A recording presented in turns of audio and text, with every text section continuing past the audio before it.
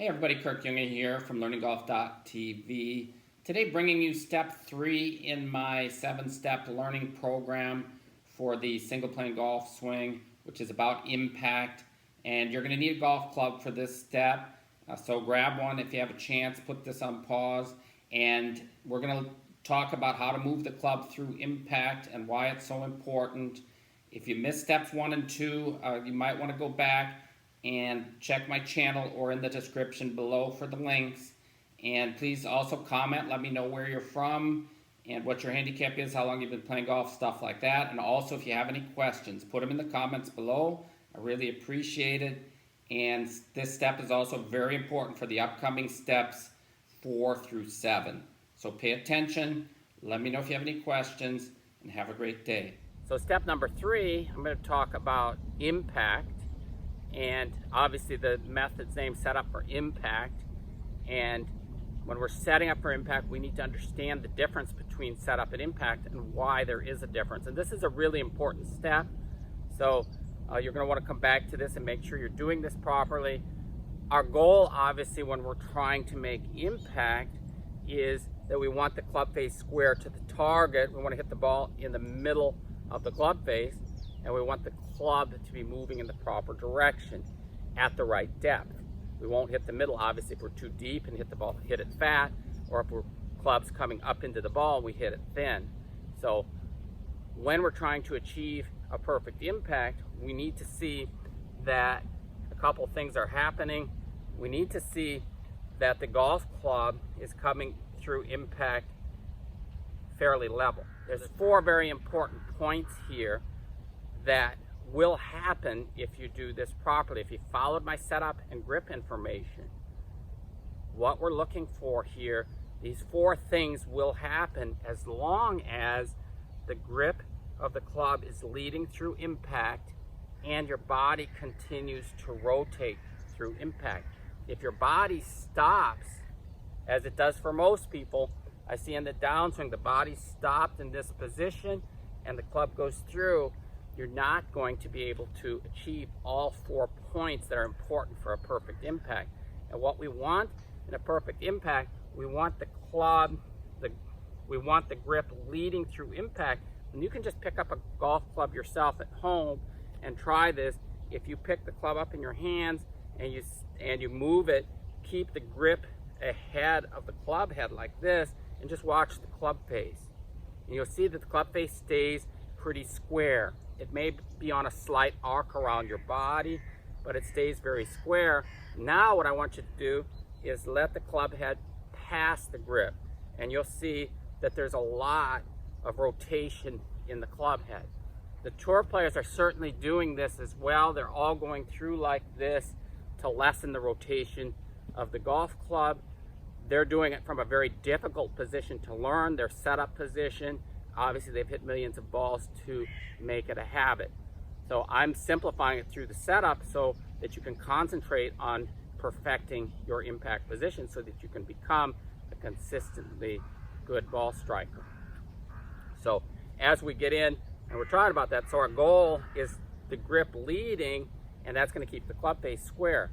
But we also will achieve, as long as we keep rotating the body, we can make it so that the club is coming very shallow through impact. So there's a longer flat spot here through impact.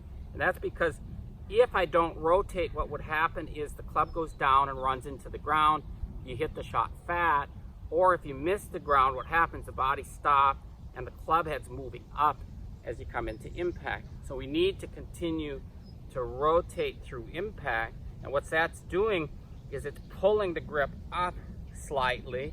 This also aids as far as hitting the ball farther because of parametric acceleration, and it's something basically we're pulling up on. It's kind of like a whip and cracking a whip that we're pulling up. We're not thinking about that. The fact that the body's rotating and the leading shoulder is rotating up and away, and that's going to help accomplish that.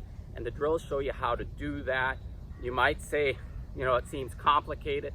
It really isn't. If you practice and you follow the drills that are coming up, you will be able to do this. If you don't do it, what you're sacrificing is this flat spot, And so you're going to always be fighting the tendency to hit the ball fat and hit the ball thin, and you're sacrificing distance. So I really don't find it so difficult. People just mainly don't understand why we need to do the things that we do to hit great golf shots. Why do we need to turn? You would think if you're going to throw a ball, I mean, you're going to be much more successful if your body's turning. And from my experience in working with people in my schools who are up to 90 years old, everybody can turn a little bit, and that's all we need is a little bit of turn to accomplish this. And you can try this at home, simply moving the club from here to here. As long as you're turning and the grip is leading, you can see it can stay pretty shallow, pretty close to the ground, versus this where we do that. You can see the club comes up and down because the hands are active and the body's stopped and isn't turning. So very important. Another important point is, as we're doing this properly, and again, it's the same concept, we're turning through the shot, the club will stay longer on the target line, so the club head and the path can be pretty straight. You could try the same thing we just did along a straight line on the floor. If it's carpet, it could be a line on the floor, and you just hold the club there and you move. You can see as long as you're rotating, it's a pretty straight line. If you're standing really far from the golf ball, as I see a number of people, then you see much more of a curve. You see a lot more from inside to outside, and it's really difficult to attain a straight path. It's a lot easier standing a little bit closer to the ball, like Bryson DeChambeau. The more you get over the ball, the easier it is to have a straight path. So I think that's why he's such a great ball striker and has won so many tournaments. He's set up on his impact plane, he swings on a single plane, and he has all of the advantages of the grip leading and turning his body through the golf shot. So in attaining this turning action through impact, it's important that we don't do things to restrict the turning of the swing. Obviously, if you try to do something unnatural, like keep the leading leg bent at impact and try to go like this and try to keep the trailing heel on the ground, you're restricting turning. Your body's basically going to stop. You're going to lose distance, and it makes it harder to attain a good impact position. And I've dealt with a lot of people. I've worked with tons of people who have really worked on this. I did it myself in the past, and I improved dramatically. The people I teach all improve very quickly once they get this idea out of their head that they need to keep the foot planted on the ground. You could just say, if I was going to, again, throw a ball and keep the heel on the ground, it's extremely unnatural. It blocks natural movement. We don't want that. Basically, as we're trying to get into impact, the leading leg is bent, and it's bent coming into impact, but it is straightening through impact. So it's straightening through impact, and as we go through, it becomes straight after impact. So we do not want to try to keep it bent. And I see a lot of people, a lot of the swings I see are something like this. And it's obviously not only sacrificing accuracy, but you might be losing 30 to 40% of your distance. So just don't do that. Try to think about what would you naturally do here if you're trying to swing. And obviously, it's not going to be that. It's not going to be that. It's going to be something like that. It's a natural motion. We want both power and accuracy. The fourth benefit is that to hit the middle of the club face, what we need to do, you can put the ball on a countertop and hold the club straight. You'll see impact would be here pretty low on the club face, like this. As soon as we move the grip forward, you'd see the ball moves up the face, and it would be in the center of the club face. So to hit the ball in the middle, we need to have the grip leading the club head. So it needs to be something just only about like this. It doesn't have to be a whole lot, but it needs to be in this area. And we would first see the straight line relationship of the lead arm and club after impact, so in this area. And that's what we're going to practice in all of the drills, is attaining perfect impact. And it's very important to understand that's our goal. That's our goal of the drills. So keep coming back to the drills and practicing and trying to attain that position. So what I want you to do now is take a golf club, go through your setup, the setup routine.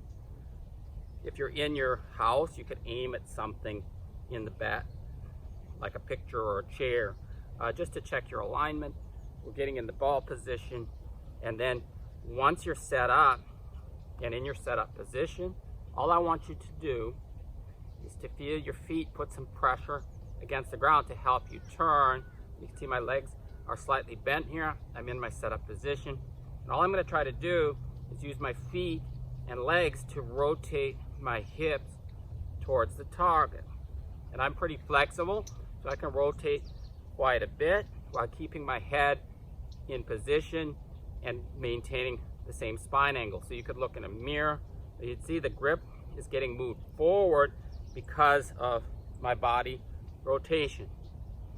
The grip's moving forward like that, and it's also because I'm rotating, I feel the pressure against the ground. It's also going to start turning my upper torso as well. So both for me at impact might be rotated about 45 degrees towards the target. If you're only able to do this 10 degrees, that's fine. That's your limit of flexibility. We just want to be consistent, that's what we're looking for, that's our goal, and that when we make swings, that's our goal, is before we hit the ball, we want to be in that position. My drills are going to show you how to do that, and if you practice them properly, you're going to be able to improve your impact position. Improving impact is what it's all about. I see people working for years and years and years on how to take the golf club back, if they're taking inside and over and trying to take up 500 positions on the backswing.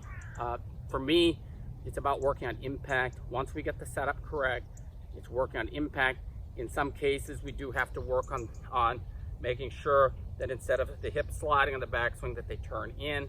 I'm going to be covering that in the drills which are coming up. I just want you to get a feel for what your individual impact position should be. And again, the 4 important points that we achieve with proper impact are less club face rotation, club stays square through impact, it's a longer flat spot. The best players achieve about an 8 to 10 inch flat spot through impact, which would create, instead of big divots, it would be more of a bacon strip type divot.